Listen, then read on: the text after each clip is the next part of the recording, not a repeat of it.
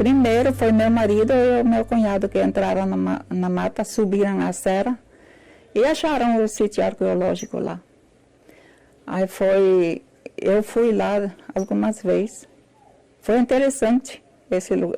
É muito interessante esse lugar lá, que a gente subia e ficava olhando essas maravilhas de Deus.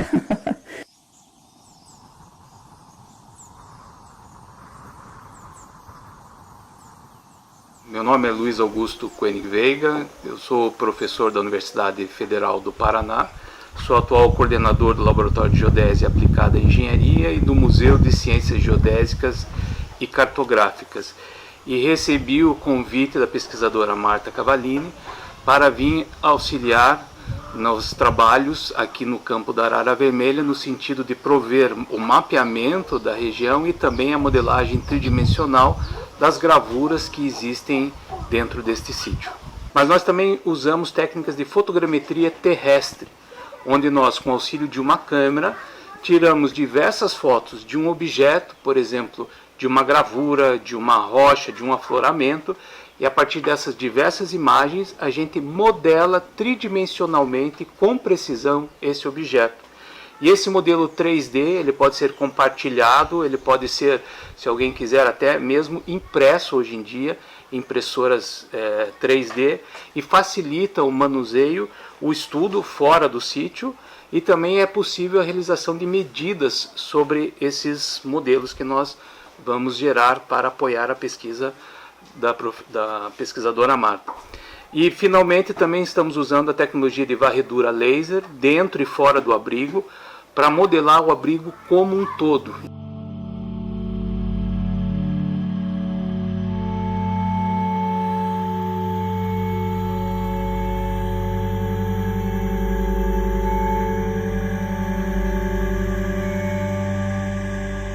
O resultado do levantamento com esse equipamento é uma nuvem de pontos extremamente densa, que a gente pode observar uma simplificação dela aqui no iPad. Ele vai medir cada um desses pontos, um por vez, e ele vai ter a posição com um erro de mais ou menos 6 milímetros absoluto, e com isso, fazendo 320 mil pontos por segundo, a gente consegue ter uma nuvem tão densa que ele acaba virando um modelo, que depois a gente pode realizar uma triangulação para realizar fazer um modelo sólido, tridimensional, que pode ser fazer, por exemplo, um tour virtual por dentro dele, você pode imprimir numa impressora, e o mais importante para essa pesquisa, você pode analisar gravura por gravura que ele vai modelar, facilitando assim o trabalho de identificação das gravuras e depois análise e reconhecimento com a parte arqueológica. Agora tem a Lucena Agropecuária. Produtos agropecuários em geral e moda country. Rações para cães, gatos, peixes, coelhos, suínos e... Eu agora que eu tô começando a descobrir, né, as coisas lá, porque antes eu não dava muita importância. As pessoas falavam assim, como a gente não entende, né? Vocês ficam curiosos? Você conversa? Fica, a gente fica curiosos, né? Da primeira vez que eles vieram, o pessoal ficava falando lá na casa da minha mãe, esse pessoal, eles estão caçando ouro, é isso que eles estão pesquisando nos terrenos de vocês. Mas assim, o Juriti sempre deixou bem claro, não, acho que para eles só interessa mesmo a pesquisa deles. É agora que a gente está começando a ver o quanto é importante, né? Para eles e para a gente também. Super importante aqui no sítio a gente ter conseguido, a Marta ter conseguido trazer profissionais de diferentes áreas do conhecimento, geólogos, sedimentólogos, justamente para entender um sítio de abrigo na Amazônia, né? A gente sabe que existem outros sítios, mas existem poucos estudos aqui na região de Roraima, e eu acho que essa junção de diferentes saberes e trabalhos vai ajudar e vai com certeza colaborar para a gente entender muito melhor o sítio.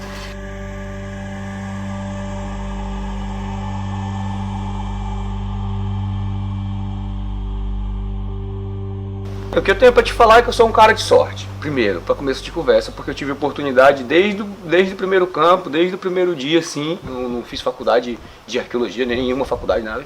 sou ensino médio. E hoje a equipe me considera arqueólogo pelo meu tempo de serviço, né, cara? A gente teve a oportunidade de aprender com os caras mais top do mercado da arqueologia brasileira e voltado para a Amazônia, né? Não é uma coisa única o abrigo, ele está interagindo com o entorno, né? Com todo o processo de evolução geomorfológica daquele morro.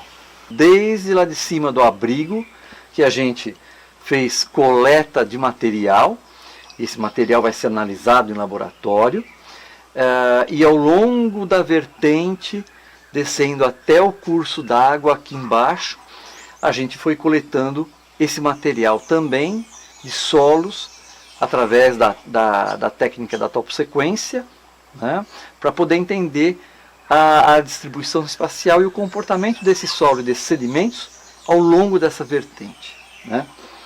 É um sítio bem interessante, né? Eu já tinha escutado falar nele, o sítio da Pedra do Sol, né?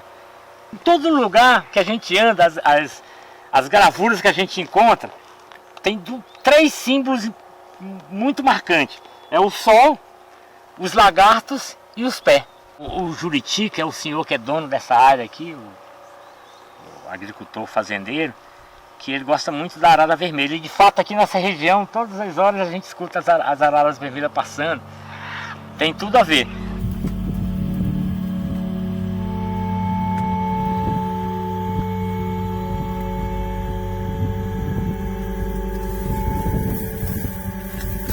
Foi o primeiro sítio de arte rupestre, o primeiro sítio arqueológico brasileiro que eu conheci, porque eu tinha chegado no Brasil uma semana antes, né? Então foi a experiência mais emocionante da minha vida no Brasil, justamente porque é um sítio que depois se tornou o foco da minha pesquisa de doutorado.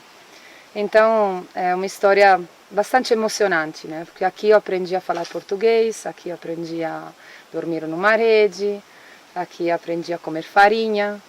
Então as primeiras experiências de vida também ocorreram nesse local. 2 coisas essencialmente. A primeira foi a necessidade de ajudar concretamente a Marta, que além de ser orientada, é uma amiga.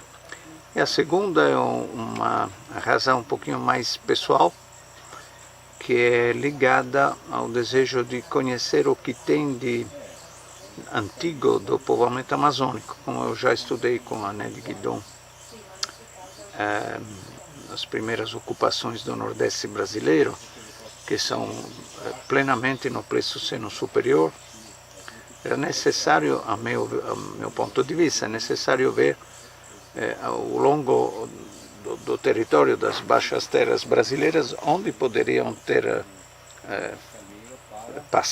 no passado a ideia da viagem, digamos, em quais ambientes poderiam ter se expandido os grupos mais antigos que ocuparam o Nordeste a partir de 60 mil anos atrás, coisa em que muitos colegas não acreditam, mas não importa, eu tenho certeza disso, eu demonstrei isso. Então, para mim, o problema é entender quais são os eventos biogeográficos e paleoantropológicos que estão subjacentes ao povoamento tão antigo do continente sul-americano. Por isso acho que o inexplorado território amazônico, do ponto de vista da arqueologia do Pleistoceno, é interessante. Então, nós estamos chegando aqui na datação que é bem complicado, né? Acho que começou com 9.000, mas agora atualmente nós já estamos chegando nos 37 mil anos. 37 mil anos é meio...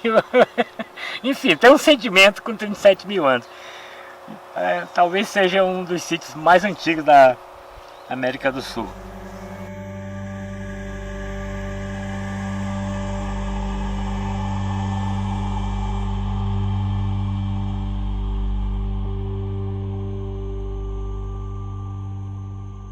Eu tive a honra, né, de ter a ajuda de outros profissionais, todos trabalhando na arqueologia faz muito tempo, muito mais do que eu, arqueólogos por experiência, né, também, que puderam me ajudar a entender como se estrutura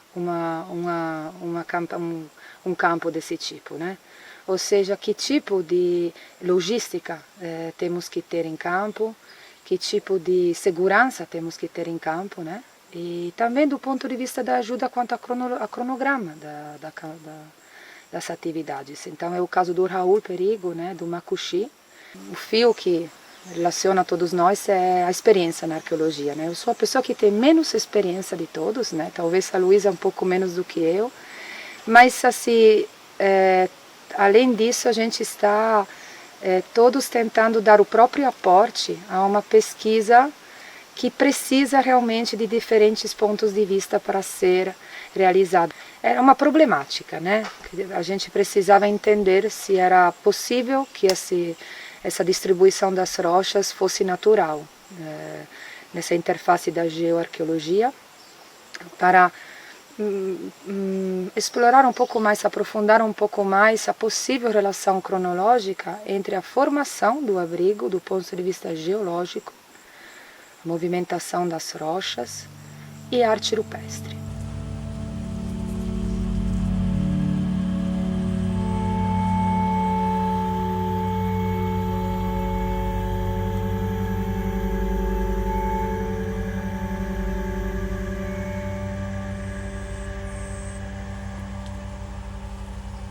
A gente foi lá e a gente identificou as plantas, né, que os Waiwai identifica como marca do sítio arqueológico. Então aqui eu queria trazer um exemplo, né, que é a comunidade indígena Xari, né, que atualmente os Waiwai moram aqui. Eles têm suas plantas aqui, né, buriti, tem caju do mato, e tem taperebá, tem açaí, tem castanha, tem ingá do mato, tem aqui atrás. Então, a gente também está acostumado de trazer os frutos dentro da aldeia, né? Que eu identifiquei também abacaxi do mato, né? Esse abacaxi do mato, ele é abacaxi que a gente reconhece como abacaxi da onça, né? Mas a gente come esse abacaxi, ele é muito cheiroso, igual abacaxi também. Ele é um dos marcadores do sítio arqueológico também, por conta desses, alimentação, né? Que eles replantar essas plantas. Tirubamo mato, roçamos e tirubamo, achei um pé de cará dos índios, cará dos índios.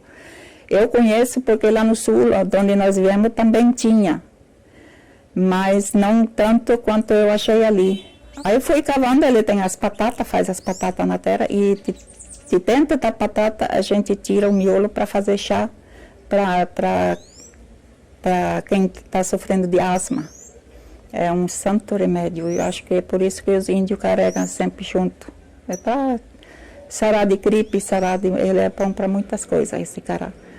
E voltando lá para os carapé, na esperada nós andando aí, sempre com facão na mão, aí começando a cavar a terra, porque era meio parecia fofo ou coisa diferente. Aí achava cerâmica, mas caquinhos, já não cerâmica inteira eu nunca achei, mas sempre os cacos quebradinhos, cerâmica quebrada.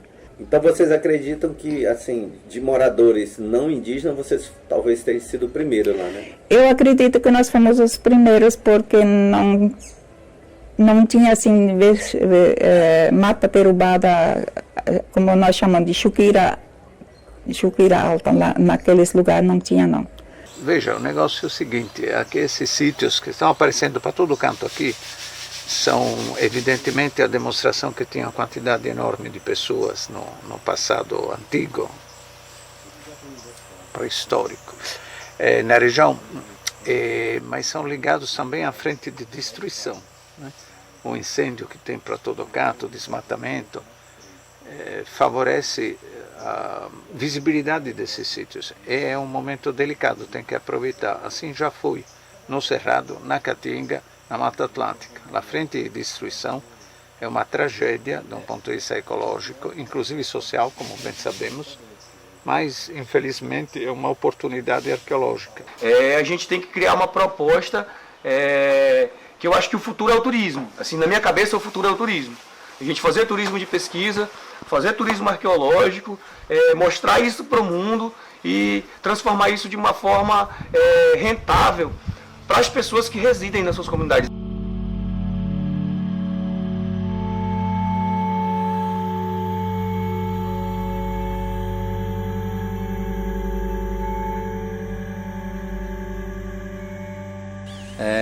Começamos esse trabalho de arqueologia a partir de um projeto de feira de ciências da Escola João Rodrigues da Silva, a primeira feira de ciências.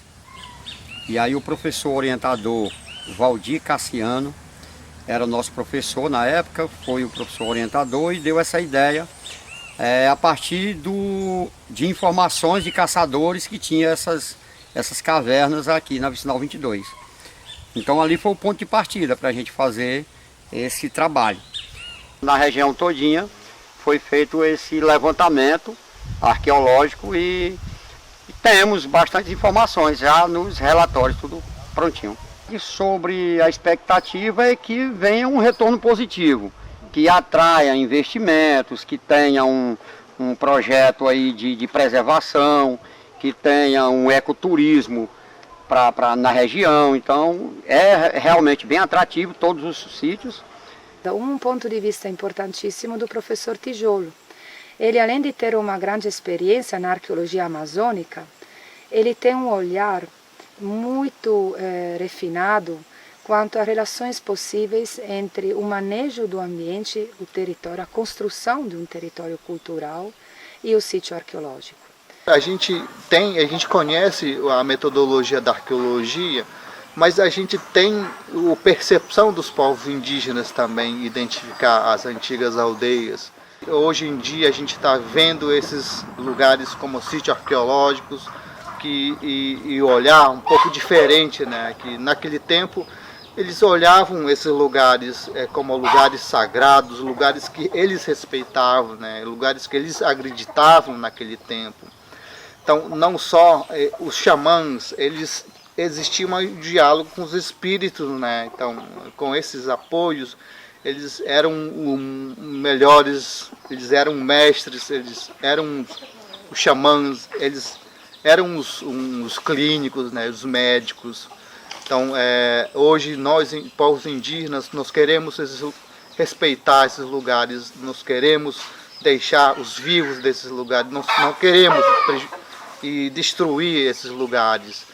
Então esse lugar foi ocupado mesmo pelos povos indígenas e ainda nós estamos vivos e aqui ocupando terra indígena.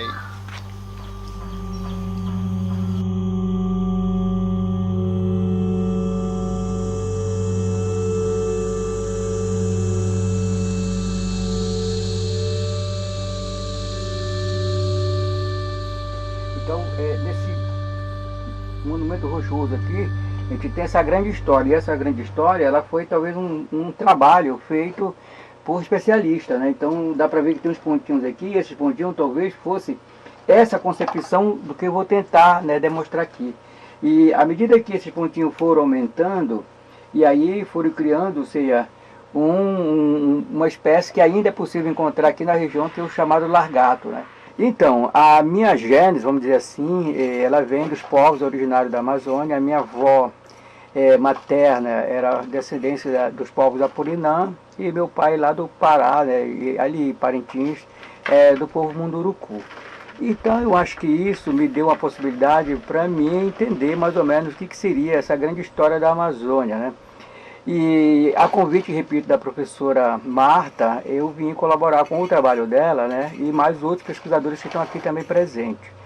E eu vendo toda essa alegoria, vou dizer assim, alegoria que para mim é uma escrita, né, não sei se eu estou falando aresia, mas essa escrita ou inscrição na rocha me parece que é uma espécie de topografia social da Amazônia Antiga. E essa topografia eu acho que está muito bem representada nesses monumentos rochosos. E aqui, nesse monumento rochoso que nós estamos presenciando aqui, talvez seja uma espécie de cartilha do tempo dessa grande história dos povos da Amazônia.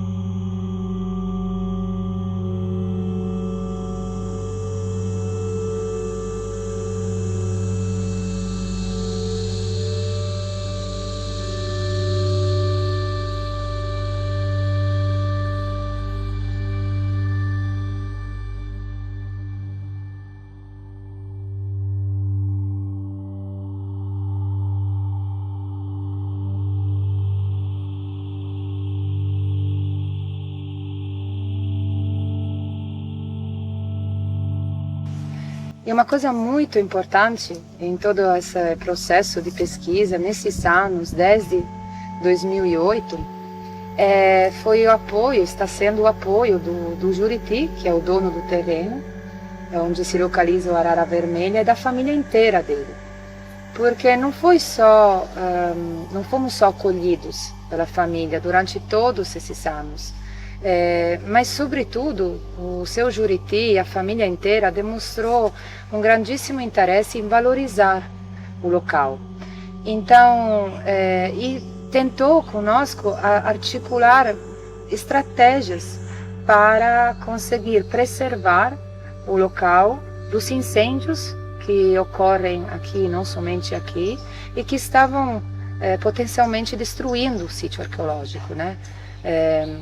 Então, assim, além de ter todo o apoio logístico, né? Porque eles acolhem a gente chega assim, 10, 15, 20 pessoas na casa deles, invade a casa, faz bagunça, e eles estão aí prontos para nos apoiar, para nos guiar também, né, nos locais onde que a gente quer visitar e não conhece, sugerindo onde ir, etc. Mas, sobretudo, são pessoas que têm grande interesse em entender a forma melhor para preservar e valorizar esse local e, sobretudo, preservar a região dos incêndios, que são frequentíssimos aqui. O primeiro que eu sei que descobriu foi esse mesmo, os primeiros que andaram por aí. Daí já começou a vir os professores, os alunos, aí depois, aí já apareceu o Raoni.